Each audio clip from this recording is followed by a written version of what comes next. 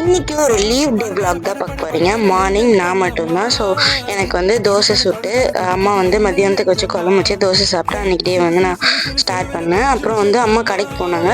என்னை வந்து இந்த இந்த பருப்பு வந்து குக்கரில் வேக வச்சு அதை வந்து வெங்காயம் போட்டு தாளிக்க சொன்னாங்க.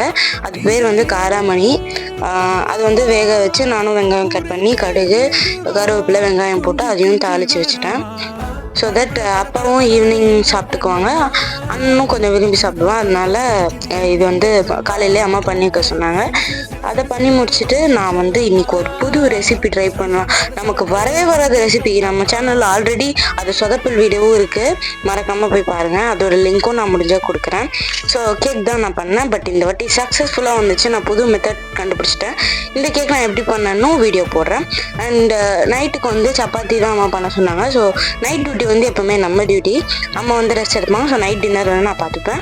ஸோ நைட்டு வந்து சப்பாத்தி போட்டு சப்பாத்தி சாப்பிட்டு அன்றைக்கி டே வந்து முடித்தான். சப்பாத்தி போடுறான்னு பார்த்தா எங்கள் அண்ணன் போய் பானிபூரி வாங்கிட்டு வந்து கொடுத்தான். ஸோ அதை வந்து சாப்பிட்ருந்தோம். இது வந்து என்றைக்குன்னா பிக் பாஸ் வந்து லாஸ்ட் டே லைவ் டெலிகாஸ்ட் அன்னைக்கு இது வீடியோ எடுத்தேன். ஸோ அப்படியே பிக் பாஸ் வந்து லாஸ்ட் டே லைவ் கொஞ்சம் மன வருத்தத்தோடு அப்படியே இதை பார்த்து டே வந்து கம்ப்ளீட் பண்ணிட்டேன். நன்றி.